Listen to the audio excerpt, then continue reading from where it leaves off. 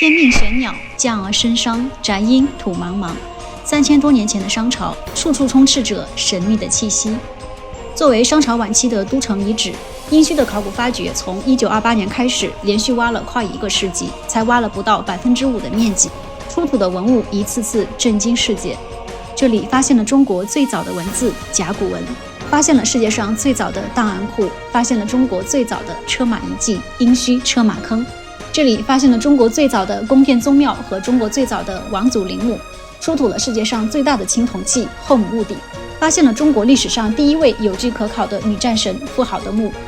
此外，这里还挖出了一座3000多年前的地下古城，把中国姓氏往前推进了1000年。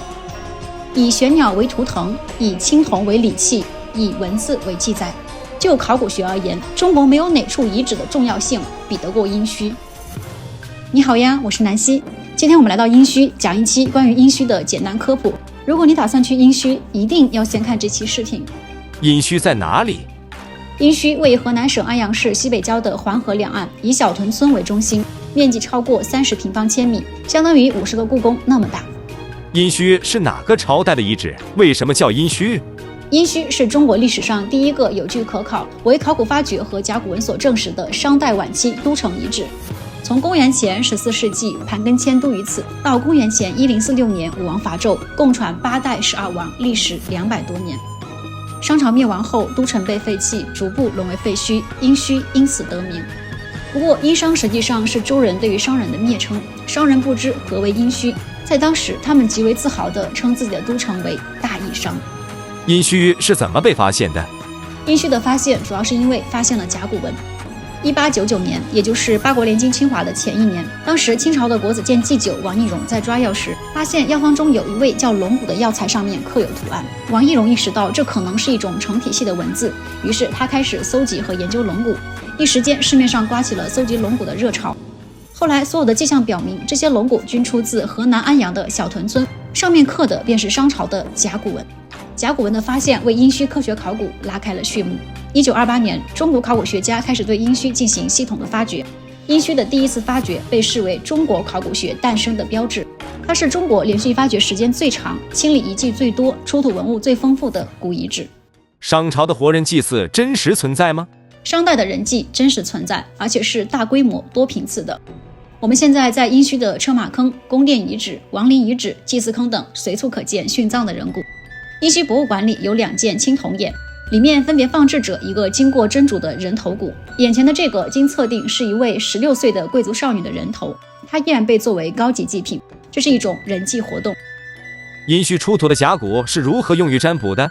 商人信奉神灵，有一套完整且严谨的占卜流程，负责占卜的官职叫真人。商人以龟甲兽骨为媒介与上天沟通，问吉凶、占福祸、求庇护。占卜的材料一般是龟甲或者牛、猪、羊的肩胛骨，偶尔也会用到人骨。占卜前在甲骨上凿孔，再放到火上灼烧，直到对应甲骨正面爆裂，出现卜字形兆纹。之后，占卜者根据兆纹判断吉凶，解读神明的旨意。随后在甲骨上刻下占卜记录，待事情发生后，还需要记录占卜结果，以检验是否灵验。目前殷墟出土的甲骨超过16万片，发现单体字约4500字，已试读约1500字。商代占卜的甲骨涉及商朝的年代、人物、社会、经济、战争、祭祀、地理等诸多方面的记录，极大程度填补了商朝历史的空白。殷墟出土了哪些重磅文物？殷墟出土的文物主要是甲骨文、青铜器和玉器。目前藏于国博的镇国重器后母戊鼎出自这里。中国考古博物馆的嵌绿松石象牙杯、妇好铜钺以及司母星鼎出自这里。此外，多个博物馆里的刻字补甲也出自殷墟。虽然北京的国博、中国考古博物馆、郑州的省博分走了一大批文物，仍然还是有不少重磅文物留在殷墟。亚长牛尊、亚长铜钺、铜形手器、车马坑、嵌绿松石刻字甲骨、人头岩等均是值得一看的文物。目前绝大多数在殷墟博物馆里展出。殷墟博物馆新馆是今年新开的，4000多件商代文物陈列其中，其中有3/4以上的珍贵文物属于首次亮相。殷墟有哪些值得去的地方？来殷墟博物馆是一定要去的，有白天和夜场，有足够的时间来一场跨越3000年的对望。博物馆附近就是殷墟宗庙宫殿遗址，这里发现了50多座宫殿和宗庙建筑基址。甲骨文的发现地妇好墓、亚长墓也在这里。距离宗庙遗址6公里左右是殷墟王陵遗址，这里是商朝的王陵和祭祀场所，被国际专业学者誉为世界第2个古埃及。殷墟王陵遗址目前已发现带墓道的大墓14座，超过3000座祭祀坑和陪葬墓，出土了数量惊人的青铜器、玉器和陶器。商朝灭亡以后，商的移民去哪了？周朝灭了商朝后，为了安抚商民，保留商祀，周武王将帝辛的儿子武庚分封在了殷商故地。后来爆发了武庚之乱，周公平定叛乱后诛杀武庚，将商朝移民安置到周国、齐国、鲁国、燕国、魏国等多个地方。这些移民为当地带去了先进的技术，促进了商文化的传播与传承。此外，周武王将帝辛的兄长微子启分封在了宋，也就是今天的河南商丘一带。帝辛还有个叔父齐子，则带领大部分人远走东北，而后东渡朝鲜，在朝鲜半岛建立了齐子朝鲜。近年来，也有一些考古发现和文献资料显示，商朝移民还出现在广西、贵州等地，成为了当地的少数民族。殷墟和三星堆有什么关联？我们在看殷墟和三星堆的文物时，总感觉有些文物太过相似，比如铜尊、玉戈、玉璧、陶珠等。